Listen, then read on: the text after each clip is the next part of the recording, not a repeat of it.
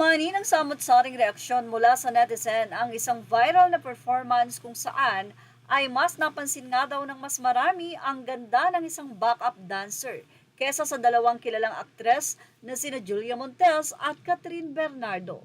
Sa comment section ay mababasa ang mga naging reaksyon ng netizen at nagsabing napakaagaw eksena nga daw umano ng naturang dancer dahil sa kanyang tikas, aura at natural na karisma nito sa entablado.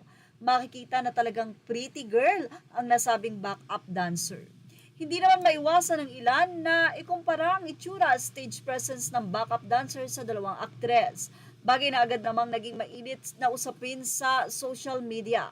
May mga nagsasabing patunay lamang daw ito na marami pa talagang hindi kilalang talento at beauty ang kayang-kayang makipagsabayan ngayon sa mga sikat na personalidad at sabi naman ng iba, samantalang may iba rin na nanindigan na hindi dapat gawing basihan ang simpleng performance para ikumpara ang kagandahan ng magkakaibang tao, lalo na't may kanya-kanya nga naman silang appeal at karisma at syempre ang lakas nila Julia at Catherine. Sa huli, naging patunay ang usapang ito kung gaano nga daw kabilis mapansin at pag-uusap sa social media ang napakaliit na detalye.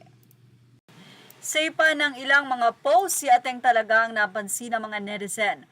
Pasikatin natin yan, umagaw atensyon ang backup dancer nila Julia at Catherine. Netizen, wag kasi kumuha ng dancer na mas maganda pa sa kanila. Ito naman ang say ng isa, viral ngayon ang backup dancer dahil mas maganda pa daw kay Catherine at Julia. Agree ba kayo? Meet Lorilane Sanyosa of G-Force.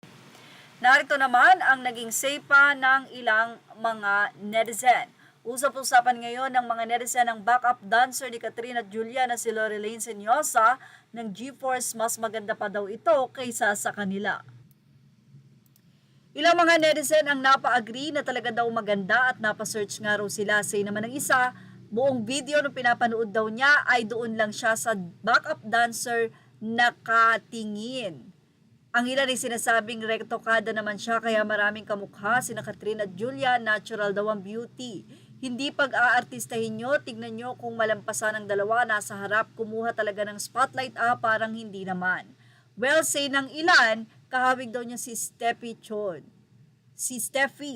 doon sa My Love from the Star. Yan yung ex ni Princess Thea, si Lauren, ganda talaga niyan, huhu. Huwag nyo na siyang gambalain, baka pag-interesan din siya ni Tatang Kanor, biro pa ng isang netizen. Hindi naman maputi lang siya, kanya-kanya naman ang angking ganda ng tao, kung maganda siya, lahat sila maganda. Super ganda, parang manikin. Well, talagang siya ang napansin ng mga netizen, at syempre iba-iba naman talaga ang beauty. Sabi nga is, beauty is in the eye of the beholder. Anong masasay nyo about dito? Ilagay na ang inyong opinion sa ating comment section. Images are all credit to the rightful owners. Please like, share, and subscribe.